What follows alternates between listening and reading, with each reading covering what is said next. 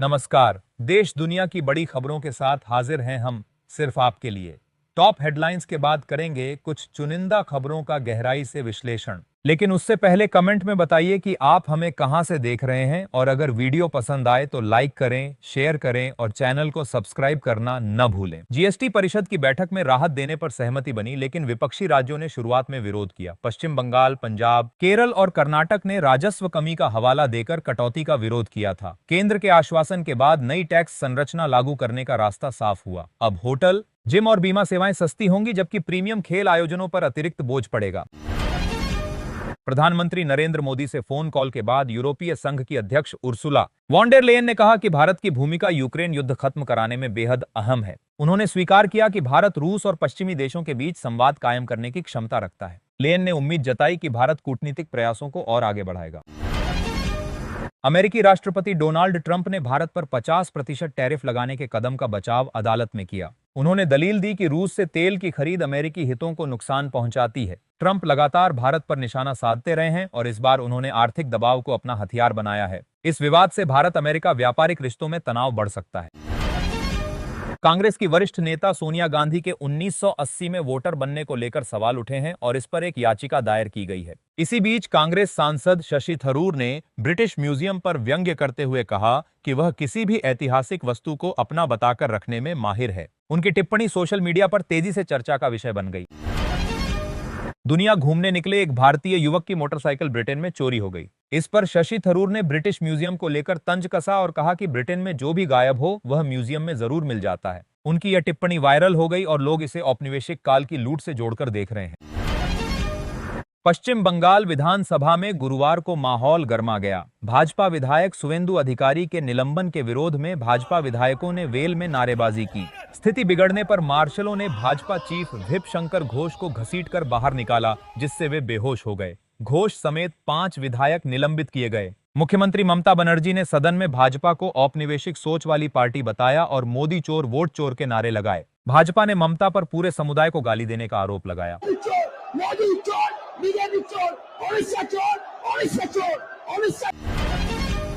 GST council की 56वीं बैठक में बड़ा फैसला हुआ। अब आईपीएल जैसे प्रीमियम स्पोर्ट्स इवेंट्स को लग्जरी माना गया है और उन पर टैक्स 28% से बढ़ाकर 40% कर दिया गया है। इससे स्टेडियम में मैच देखना महंगा हो जाएगा। वहीं सामान्य क्रिकेट मैचों पर 18% जीएसटी ही लागू रहेगा। दूसरी ओर होटल, जिम, सैलून जैसी सेवाओं पर टैक्स घटाकर 5% कर दिया गया है, जबकि बीमा सेवाओं को पूरी तरह टैक्स से छूट मिल गई है।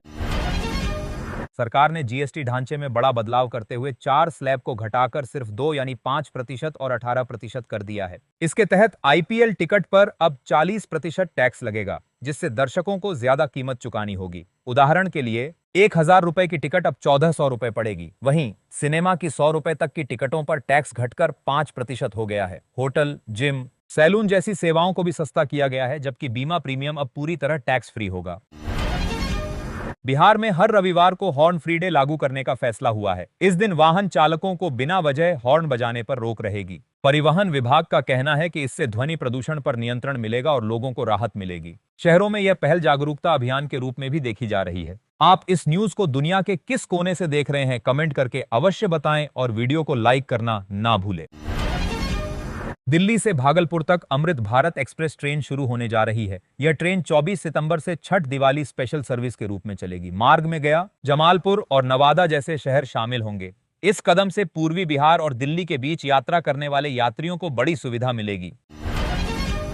बिहार विधानसभा चुनाव नवंबर में कराए जाने की संभावना है। वोटिंग 3 चरणों में हो सकती है और इसके बाद तुरंत नतीजे घोषित कर नई सरकार का गठन होगा। चुनाव आयोग अक्टूबर में शेड्यूल जारी कर सकता है। प्रशांत किशोर ने तेजस्वी यादव के नीतीश कुमार पर हमले को मजाक में टाल दिया। उन्होंने कहा कि राजद का स्वभाव कभी नहीं बदल सकता। जैसे शेर शाकाहारी नहीं हो सकता, वैसे ही सत्ता में लौटने पर ये लोग फिर से भ्रष्टाचार और अपराध को बढ़ावा देंगे। दिल्ली में यमुना का पानी कई इलाकों तक पहुंच गया है। गुरुवार को मयूर विहार और अलीपुर सहित जगह जगह पर 3 से 4 फीट तक पानी भर गया। नेशनल हाईवे पर फ्लाईओवर का हिस्सा धंस गया। मध्य प्रदेश के उज्जैन में क्षिप्रा नदी का जलस्तर बढ़ने से घाट किनारे मंदिरों के गुंबद तक पानी आ गया। वहीं रतलाम रेलवे स्टेशन का चौथा प्लेटफॉर्म भी पानी में डूब गया। हालात ने लोगों की मुश्किलें और बढ़ा दी हैं। देश भर में बारिश और बाढ़ से जनजीवन बुरी तरह प्रभावित है। राजस्थान के दौसा जिले में बाजारों में पानी भर गया, जबकि अजमेर का जेएलएन हॉस्पिटल और मेडिकल कॉलेज आधा डूब गया। पंजाब के सभी 23 जिलों में बाढ़ आई है। यहां 1655 गांवों में 3.5 लाख से ज्यादा लोग प्रभावित हुए। अगस्त की पहली तारीख से सितंबर की तीसरी तारीख तक 37 लोगों की मौत हुई। रोपड़ जिले के नारंगपुर गांव में ऐतिहासिक गुरुद्वारे की दीवार भी ढह गई। उत्तर प्रदेश और हिमाचल में भी बाढ़ और बारिश का कहर जारी है। उत्तर प्रदेश के पीलीभीत जिले में 25 और मथुरा में 6 गांव डूब गए। आगरा में यमुना का पानी ताजमहल तक पहुंच गया। हरियाणा में बाढ़ से अब तक 11 लोगों की जान जा चुकी है। हिमाचल प्रदेश के कुल्लू में गुरुवार सुबह भूस्खलन से 2 घर ढह गए। इसमें एक व्यक्ति की मौत हुई और 6 लोग मलबे में फंसे हैं। राहत और बचाव टीमें लगातार काम कर रही हैं। हाल ही में जीएसटी दरों में बदलाव के बाद इंटरनेट पर मीम्स की बाढ़ आ गई है। चर्चा का मुख्य केंद्र कारमेल पॉपकॉर्न पर लगने वाला टैक्स बना। पहले भी पॉपकॉर्न के अलग अलग प्रकारों पर अलग अलग जीएसटी दरें तय होने पर लोगों ने सोशल मीडिया पर खूब मजाक बनाया था। अब नई व्यवस्था आने के बाद फिर से उसी मुद्दे पर मीम्स शेयर किए जा रहे हैं और यह विषय हल्के फुल्के अंदाज में वायरल हो रहा है।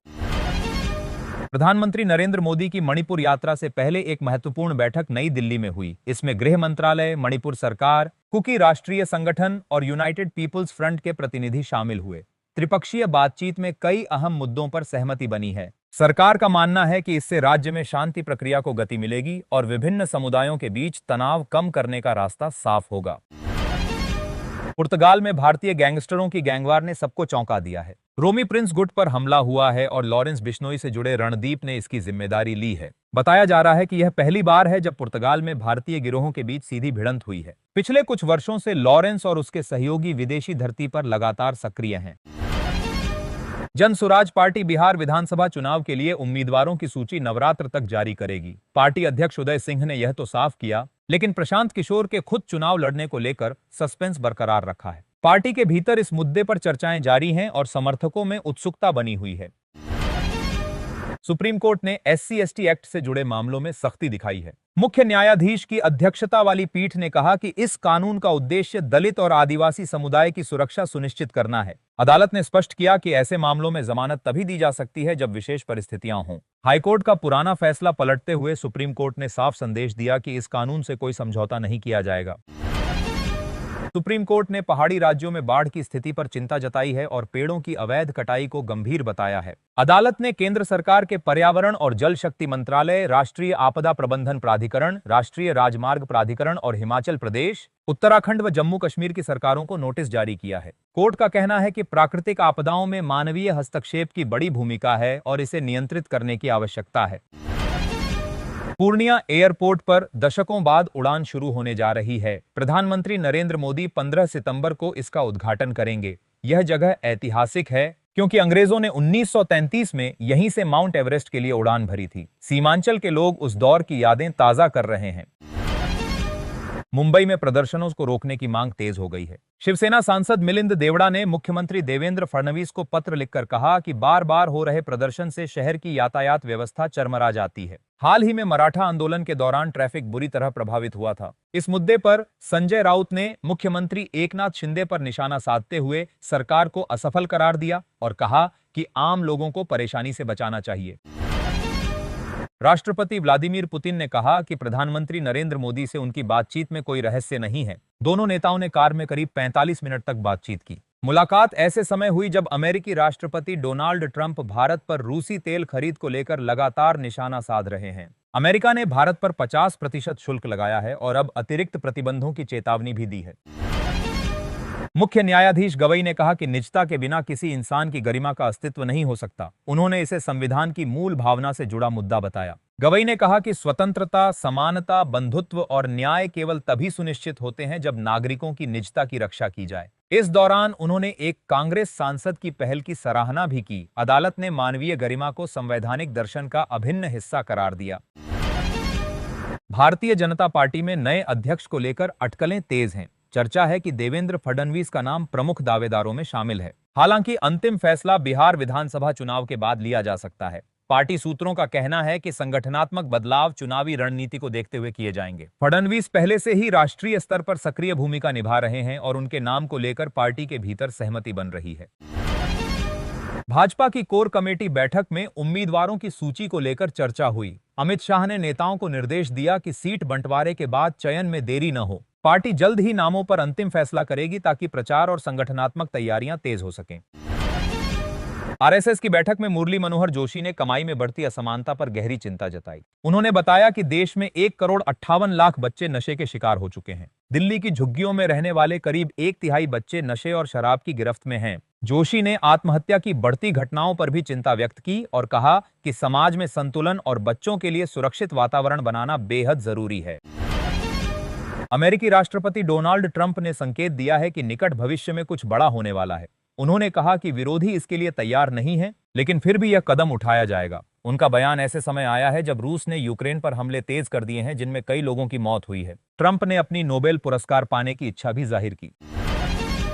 भारत और अमेरिका के बीच रिश्तों में तनाव बढ़ रहा है। ट्रंप प्रशासन ने भारत पर 50% का टैरिफ लगा दिया है, जिसमें रूसी तेल खरीद पर अतिरिक्त 25% दंड भी शामिल है। अमेरिकी सांसदों ने इस कदम की आलोचना की और भारतीय दूत से मुलाकात कर चेतावनी दी कि यह नीति दोनों देशों के संबंधों को और बिगाड़ सकती है। आप इस न्यूज को दुनिया के किस कोने से देख रहे हैं, कमेंट करके अवश्य बताएं और वीडियो को लाइक करना ना भूलें। पाकिस्तान में बाढ़ का संकट गहराता जा रहा है। मुख्यमंत्री मरियम नवाज शरीफ ने प्रभावित इलाकों का दौरा किया और राहत शिविरों में रह रहे परिवारों से मुलाकात की। उन्होंने भरोसा दिलाया कि हर प्रभावित व्यक्ति को मदद और मुआवजा दिया जाएगा। इस बीच भारत ने 24 घंटे में दूसरा अलर्ट जारी किया है, क्योंकि लाखों लोग विस्थापित हो चुके हैं। शशि थरूर ने अमेरिका द्वारा भारत पर लगाए गए दंडात्मक शुल्क की आलोचना की। उन्होंने कहा कि अगर रिश्तों को बचाना है तो अमेरिका को 50% टैरिफ तुरंत हटाना चाहिए, खासकर श्रम प्रधान क्षेत्रों से। थरूर के अनुसार अमेरिका को भारत के साथ मुक्त व्यापार वार्ता तेज करनी चाहिए और भारत को वैकल्पिक बाजार मुहैया कराना चाहिए। उन्होंने चेतावनी दी कि अन्यथा अमेरिका में सवाल उठेगा कि भारत को किसने खोया। पूर्व वित्त मंत्री पी चिदंबरम ने सरकार के जीएसटी सुधार पर तंज कसा। उन्होंने पूछा कि 8 साल बाद अचानक बदलाव का कारण क्या है? क्या यह बिहार चुनाव है या डोनाल्ड ट्रंप के टैरिफ युद्ध का दबाव? चिदंबरम ने कहा कि धीमी आर्थिक वृद्धि, घरेलू कर्ज में बढ़ोतरी और घटती बचत भी इसके पीछे वजह हो सकती है। उन्होंने इसे राजनीतिक और आर्थिक मजबूरियों से जुड़ा कदम करार दिया। आईआईटी मद्रास के एसोसिएट प्रोफेसर मितेश खापरा को टाइम मैगजीन ने एआई के क्षेत्र में विश्व के शीर्ष 100 विशेषज्ञों की सूची में शामिल किया है। उन्होंने एआई फॉर भारत पहल की सह स्थापना की थी, जिसका उद्देश्य भारतीय भाषाओं में आर्टिफिशियल इंटेलिजेंस को सुलभ बनाना है। इस पहल के तहत ओपन सोर्स टूल और डेटा सेट विकसित किए गए हैं, जिससे क्षेत्रीय भाषाओं में तकनीक के प्रयोग को बढ़ावा मिल रहा है। वित्त मंत्री निर्मला सीतारमण ने कांग्रेस पर सवाल उठाते हुए पूछा कि क्या पार्टी वास्तव में तंबाकू और गुटखा पर 5% जीएसटी चाहती है। उन्होंने कहा कि इस तरह की मांग न केवल असंगत है, बल्कि जनस्वास्थ्य के लिए खतरनाक भी साबित हो सकती है। सीतारमण ने स्पष्ट किया कि सरकार जनहित को ध्यान में रखते हुए ऐसे उत्पादों को उच्च कर श्रेणी में रखेगी, ताकि इनके इस्तेमाल को हतोत्साहित किया जा सके।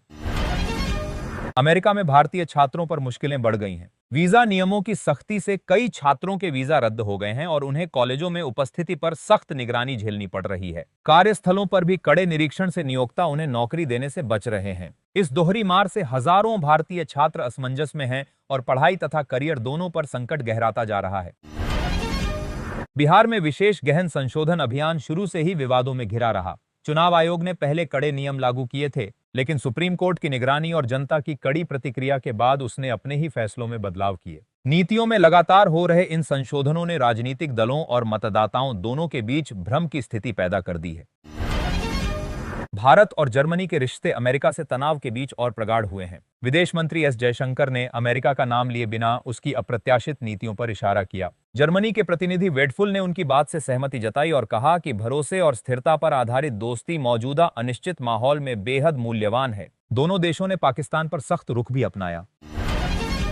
अमेरिकी मीडिया में प्रधानमंत्री नरेंद्र मोदी, रूस के राष्ट्रपति व्लादिमीर पुतिन और चीन के राष्ट्रपति शी जिनपिंग की साझा तस्वीर ने हलचल मचा दी है। एक अमेरिकी पत्रकार ने इसे ऐतिहासिक क्षण बताया और कहा कि इस तस्वीर ने हर अमेरिकी की रूह कंपा दी है। उनका मानना है कि तीनों नेताओं का एक साथ आना वैश्विक राजनीति में शक्ति संतुलन को नई दिशा दे सकता है और अमेरिका के लिए गंभीर चुनौती साबित हो सकता है।